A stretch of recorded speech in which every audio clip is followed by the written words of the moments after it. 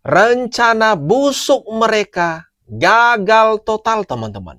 Tidak mungkin Gibran dimakzulkan. Hancur sudah harapan mereka.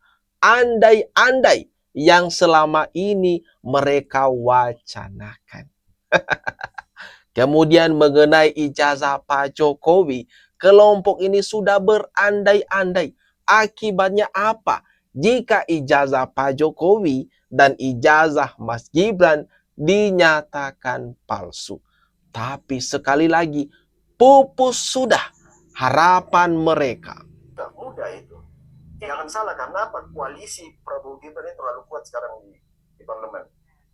Nggak akan ada peluang sekecil apapun. Tidak ada peluang? Tidak ada peluang. Karena apa? Ya. Kenapa Anda begitu yakin? Proses pemaksulan atau proses mundurnya seorang presiden atau wakil presiden yang diatur oleh UUD 45 pasca amandemen Undang-Undang Dasar NRI 45 pasca amandemen itu di pasal 7 khususnya untuk pemaksulan dan pengunduran diri pasangan presiden atau wapres itu prosesnya sangat panjang, berliku-liku. Pertama, dia harus punya bukti bahwa seorang presiden atau wapres itu melakukan pelanggaran konstitusi, ya misalnya terlibat ideologi nggak jelas, kemudian terorisme, apa segala macam, kemudian pelanggaran hukum. Nah, oke lah, ini kan pintu masuk yang mau dipakai oleh Pak Subhan dan tim ini. Kalau pintu masuk hukumnya katakanlah misalnya mengatakan bahwa oke, benar terbukti, maka oke, itu dasar. Nah, sekarang akan masuk ke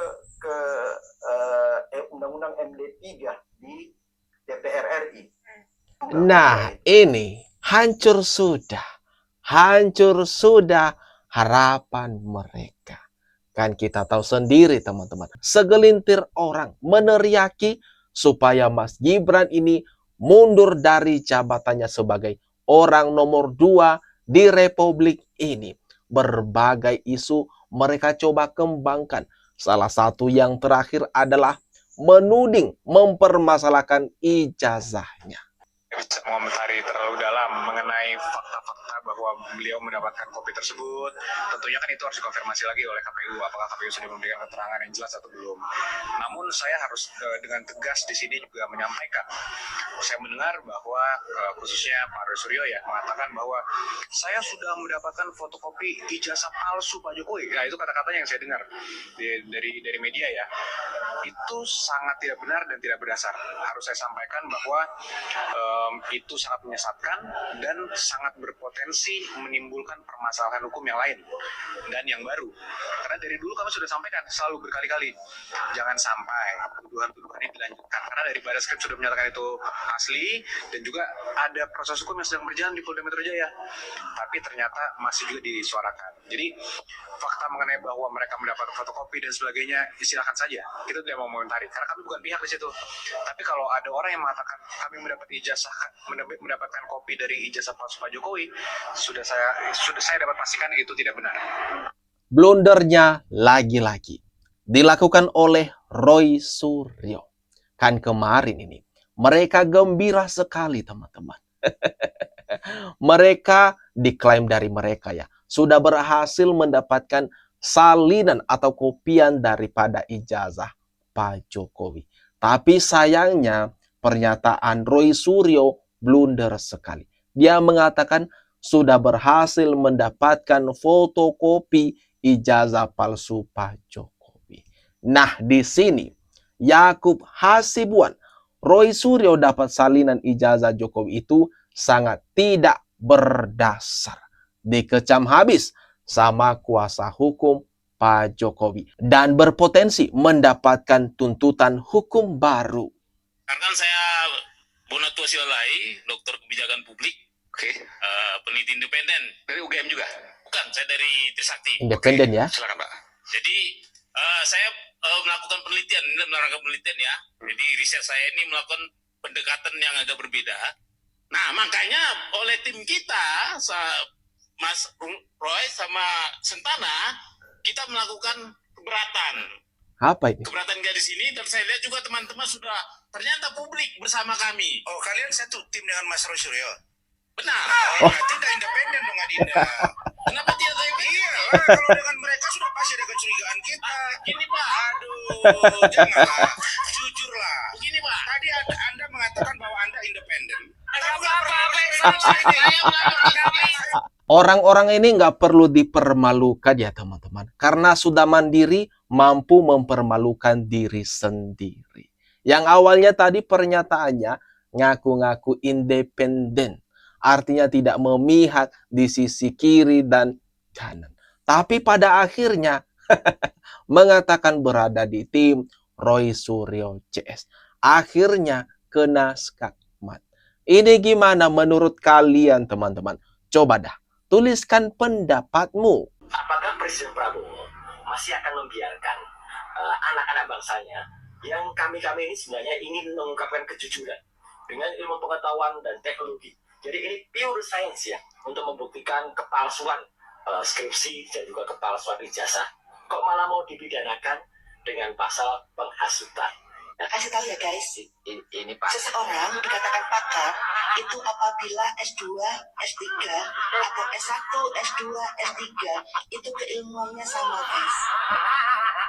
Misalnya, seorang pakar telematika, di mana S1-nya ilmu telematika, S2-nya ilmu telematika, S3-nya ilmu telematika, dan dia mengajar S1, S2, S3 telematika, itu baru dikatakan pakar guys. Ini gimana nih teman-teman? Menurut kamu, Roy Suryo yang ngaku-ngaku pakar, tapi bukan. Kalau berdasarkan jenjang pendidikannya yang tidak linear. Tapi kok bisa? Dia ini ngeklaim dirinya sebagai pakar telematika. Kemudian komentarnya, permintaannya terhadap Presiden Prabowo. Apakah akan membiarkan anak-anak bangsa katanya? Katanya murni penelitian diklaimnya. Lalu kenapa cuma ijazah Pak Jokowi? Cuma ijazah Mas Gibran yang diubek-ubek? Yang harus dihentikan pemeriksaannya adalah para pejuang ke-12 terlapor dan bukan sebaliknya. Karena para terlapor itu sudah dilaporkan oleh Pak Jokowi. Yang melapor itu orang-orang yang tidak berhak untuk melaporkan. Sedangkan Pak Jokowi sendiri tidak melapor. Siapa yang memfitnahnya? Siapa yang mencemarkan namanya? Dan juga itu bukan fitnah.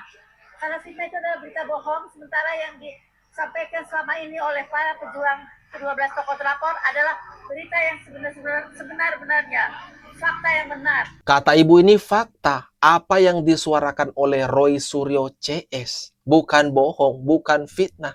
Ini gimana menurut pendapatmu teman-teman? Coba komen-komen di bawah. Lalu meminta supaya penyidikan terhadap 12 orang calon tersangka ini dihentikan. Lah. Bu, sabar dan semangat. Prosesnya bakalan terus berlanjut nih. Sampai ada yang mengenakan rompi orange. Itu next on ke depannya. Misalnya nanti ada putusan pengadilan yang berkekuatan hukum tetap yang mengatakan ijazahnya palsu, maka sejak itulah maka Jokowi nanti akan ditentukan konsekuensi ke depannya. Misalnya tidak dapat lagi tunjangan perumahan, tidak dapat lagi pensiun sebagai presiden, bahkan bisa saja status kepresidenannya dicabut dalam sejarah. Itu tergantung keputusan politiknya. Jadi dianggap bahwa dia tidak pernah ada, misalnya begitu. Walaupun putusan-putusannya ada, tapi dia dianggap tidak pernah ada. Nah, nanti itu akan kombinasi antara putusan politik dan putusan hukum. Banyak sekali orang mengatakan, keputusan politik dan putusan hukum. Banyak sekali orang yang mengatakan, nggak ada gunanya mempermasalahkan hal-hal yang sudah lewat. Kok nggak ada gunanya gimana? Ini adalah bicara tentang sebuah prinsip besar. Kalau kita paham, ibu dan bapak sekalian, saya khawatir jangan-jangan soal Jokowi ini bukan hanya soal ijazah saja.